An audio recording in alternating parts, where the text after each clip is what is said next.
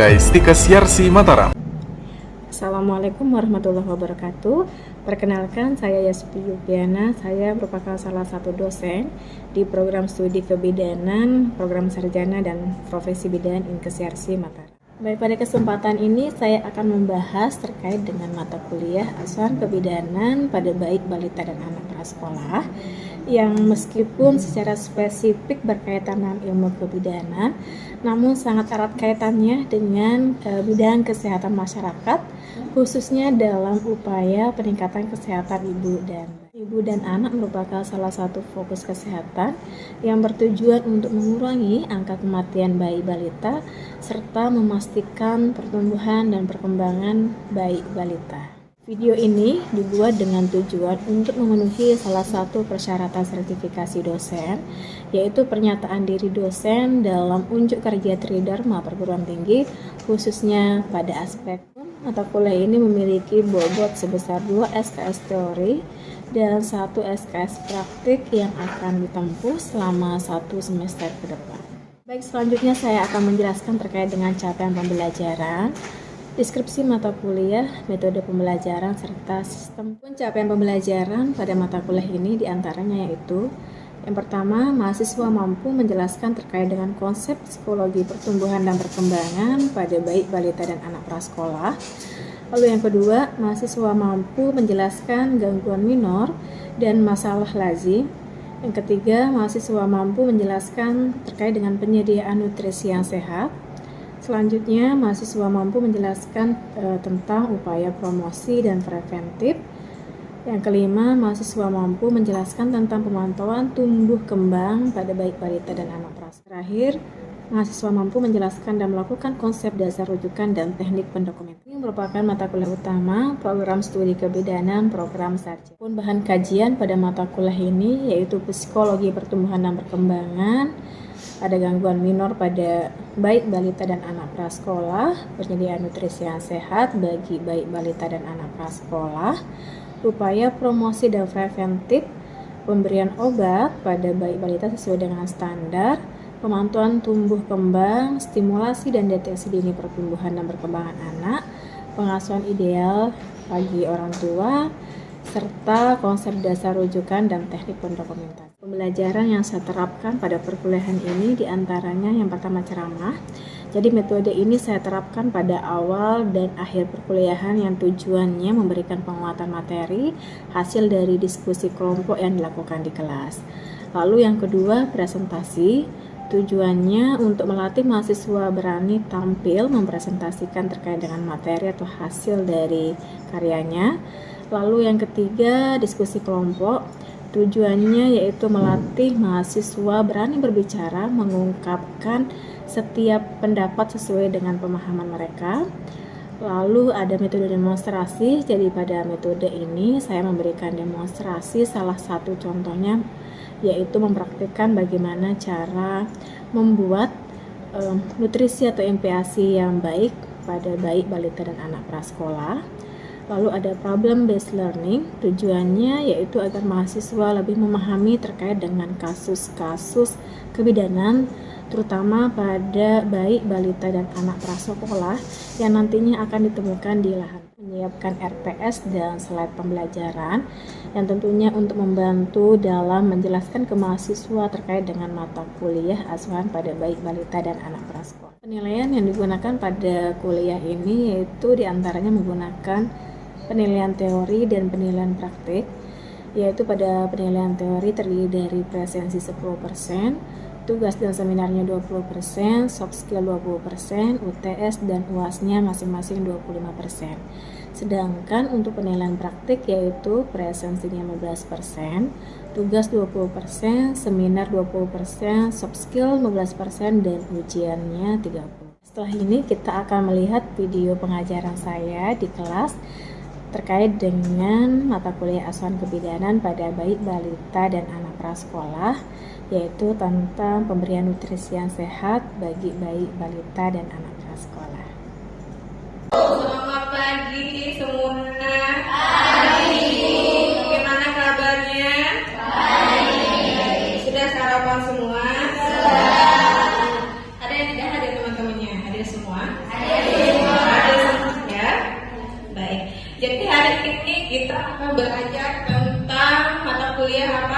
asuhan kebidanan neonatus, bayi dan balita. Jadi sebelum kita memulai pelajaran, marilah kita berdoa sesuai dengan agama kita masing-masing ya. Berdoa mulai. Baik. Selanjutnya, sebelum kita masuk ke materi hari ini, saya mau tanya dulu nih untuk semuanya. Kira-kira ada yang masih ingat tidak? Materi kita minggu kemarin apa?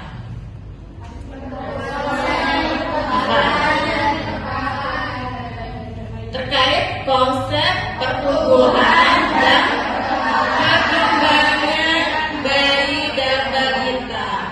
Pertumbuhan itu apa sih?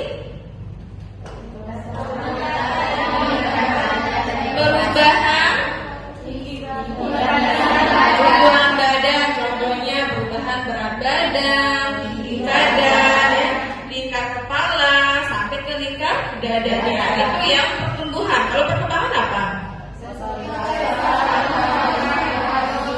Itu terkait dengan perkembangan semua sistemnya, bisa terkait dengan motorik halus maupun motorik kasar. Nyambung dari materi kita yang minggu lalu, jadi minggu ini, hari ini kita akan belajar tentang bagaimana sih atau apa sih nutrisi yang baik bagi bayi dan balita. Kenapa kita penting mempelajari hal tersebut? Kenapa? 1000 hari. Tentu berpengaruh dengan pertumbuhan perkembangan, terutama pada 1000 hari pertama. Apa itu 1000 hari pertama? Biasanya orang menyebutnya dengan golden age atau periode emas katanya. Kenapa? Ya, 1000 hari pertama itu periode di mana usia bayi itu dimulai dari kehamilan sampai usia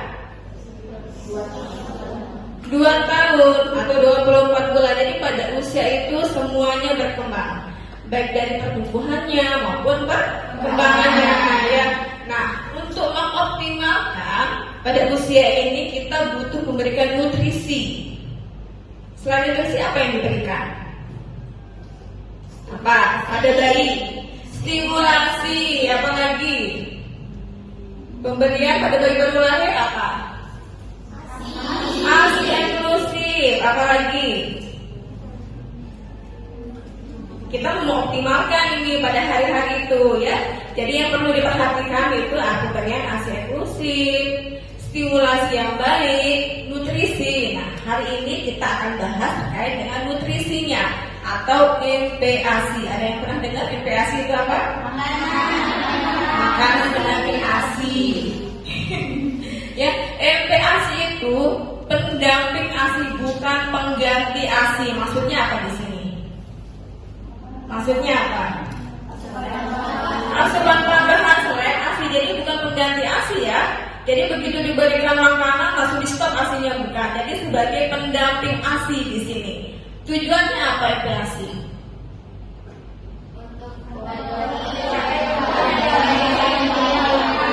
Ya, yang tadi MPASI itu diberikan kepada bayi balita untuk mengoptimalkan pertumbuhan dan perkembangannya, ya, terutama pada periode emas yang tadi 1000 hari pertama itu MPASI, ya. Nah, kira-kira pada hari 1000 hari pertama tadi atau golden age itu kalau tidak diberikan nutrisi yang baik, ya, stimulasi yang baik, dampaknya apa pada bayi? Tentu berdampak pada pertumbuhan dan perkembangannya. Pernah dengar stunting? Ya, lagi gencar-gencarnya sekarang terkait dengan masalah atau kasus stunting atau pendek. Ya, setelah itu apa lagi dampaknya? Anak menjadi lemah dan mudah sakit. Yang apa? Kurangnya nutrisi. Jadi gampang masuk penyakit di situ, ya. Selanjutnya apa? Ini akibat dari kalau nutrisinya tidak tercukupi, misalnya anaknya terkena stunting. Kalau sudah stunting, tentu optimalisasi otak, pertumbuhan akan menjadi berkurang, ya. Jadi waktu sekolah nanti konsentrasinya pun akan terganggu pada anaknya, gitu ya. Selanjutnya apa? Ya ini, anak akan sulit mengikuti pelajaran saat pemantauan pertumbuhan yang dilakukan atau perlu diperhatikan pada bayi balita. Yaitu yang pertama, kita mengukur berat badan dan tinggi badan. Setiap berapa lama, berapa kali diukur? Setiap bulan posyandu yang diukur berat badannya, tinggi badannya, perlu tidak? Perlu. Selain itu apa? Status gizi dilihat dari pengukuran berat badan dan tinggi badan. Lalu apa lagi yang tetap diperhatikan setiap bulan, dievaluasi setiap bulan itu apa? Perkembangannya tadi ya, selain pertumbuhan berat badan ada perkembangannya. Kira-kira anak ini pada usia ini sudah tahunya apa ini? Anaknya kurang gizi. Jadi kita berikan kira-kira bagaimana sih pencegahan dari ya gizi yang kurang tersebut ya. Lalu kita tindak lanjut ke tingkat teratasnya. Lalu tadi setelah kita pemantauan tumbuh kembang yang diberikan apa untuk optimalisasi? Gizi ya, tetap menyusui eksklusif selama berapa lama? 6 bulan. Di sini ada manfaat menyusui pada bayi. Yang pertama apa? Masih sudah dicapai dari saraf secara efisien. Ya. Yang kedua, meningkatkan daya tahan tubuh. Ya, jadi anaknya kalau diberikan ASI eksklusif akan terjaga imunitasnya, tidak gampang sakit. Ya. Yang ketiga, tentu mengupayakan pertumbuhan yang optimal. Ya. Selanjutnya, mengupayakan perkembangan otak yang maksimal dan meningkatkan daya tahan tubuh. Ya. Itu manfaat ASI eksklusif bagi bayi. Kalau bagi ibunya apa? Proses terakhir kembali ke ukuran semula ya. Jadi ibu nifas biasanya ya, kalau tetap diberikan masih diberikan susu itu akan mempercepat proses kembalinya rahim atau disebut dengan involusi ya. Terus mencegah perdarahan pasca persalinan, mengurangi risiko kanker dan alternatif metode KB yaitu dan yang terakhir murah meriah ya, murah gratis ya, tidak perlu beli lagi di toko ya. Selanjutnya yang ketiga, pemberian MPASI. Kita kembali tadi ya, MPASI itu apa? Pendamping ASI diberikan pada usia 16 sampai 24 bulan ya. Kenapa diberikan MPASI pada usia 6 bulan? Untuk memenuhi kebutuhan gizinya ya. Lalu di sini ada strategi pemberian MPASI, jadi diperhatikan di sini. Jangan asal-asal diberikan makan tapi tidak tahu strateginya apa, kapan diberikan ya. Jadi ada 4 strategi pemberian ASI, MPASI. Yang pertama itu tepat waktu. Maksudnya apa di sini? Diberikan pada usia 6 bulan. Boleh tidak di bawah 6 bulan? Boleh tidak di atas 6 bulan? Jadi harus tepat waktu, dimulainya dari usia 6 bulan. Terus strategi yang kedua ada kuat. Ada kuat itu apa?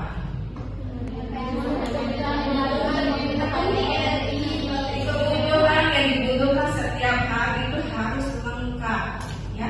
Sekarang kan banyak ya diberikan anaknya baru usia 6 bulan. Ada proteinnya, ada makannya, ya, ada vitaminnya dan diberikan secara adekuat. Jadi setiap hari itu diberikan sesuai dengan kebutuhannya. Bisa 2 sampai 3 kali per hari. Ya, jadi jangan asal-asalan ini anaknya nangis ini, udah kasih makan. Anaknya kan kadang nggak bisa kasih makan. Nggak boleh seperti itu, harus adekuat. Ya, tetap mungkin setiap hari sesuai dengan kebutuhannya. Terus yang ketiga, aman dan higienis. Apa maksudnya? Kebersihannya, keamanannya. Jadi dalam proses pembuatan MPASI harus kita bersihkan diri dulu, cuci tangan.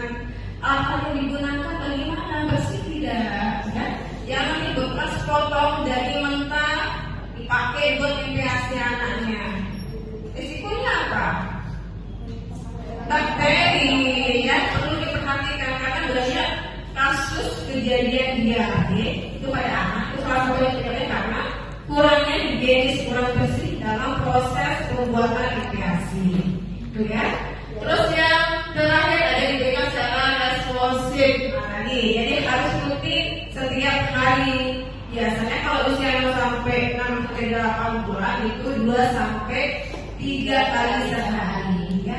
Tapi tetap didampingi dengan ASI tadi, ya. Jadi ingat bukan pengganti ASI, tapi pendamping ASI. Oke, kita lanjutkan ya. Sampai sini paham? Kita lanjutkan di sini ada kebutuhan energi pada anak. Ya, kita lihat di sini ya. Pada usia 0 sampai 2 ternyata energi yang dibutuhkan itu hanya 400 kilokalori. Ya, untuk mencapai energi tersebut itu cukup diperoleh dari ASI saja. Ya, paham? Ya. Nah, semakin naik usianya pada usia 3 sampai 5 bulan, semakin tinggi ternyata energi yang dibutuhkan 450 sampai 500 kilokalori. Ya, ASI-nya masih mencukupi tidak kebutuhannya?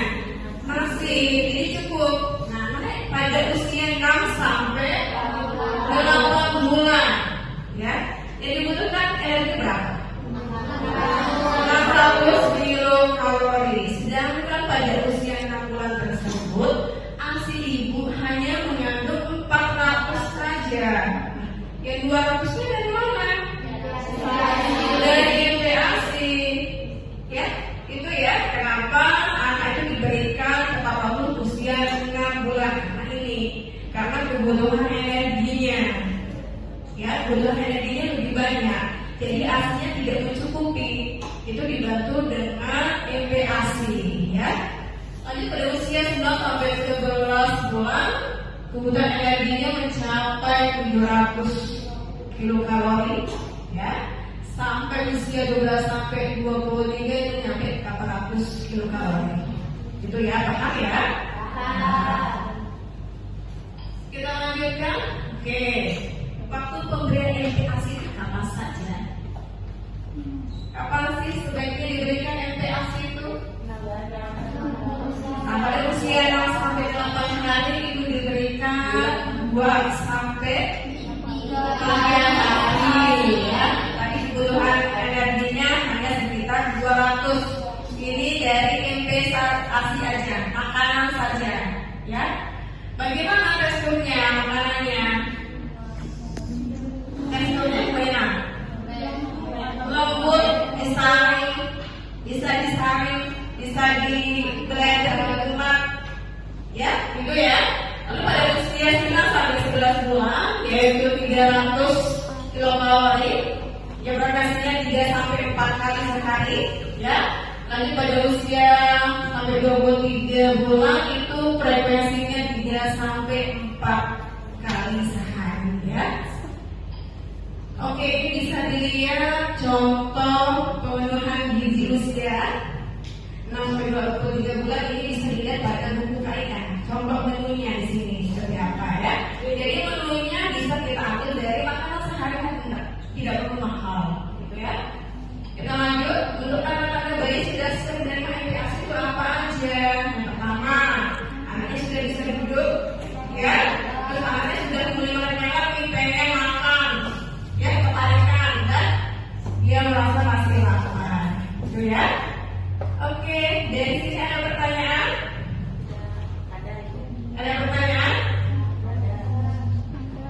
Silakan.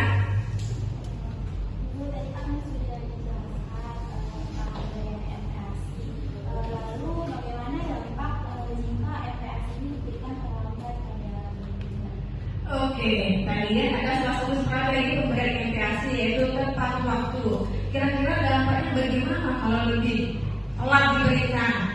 Yang pertama tentu kekurangan nutrisi, ya, yang seharusnya diterima pada usia 6 bulan telah diberikan, ya.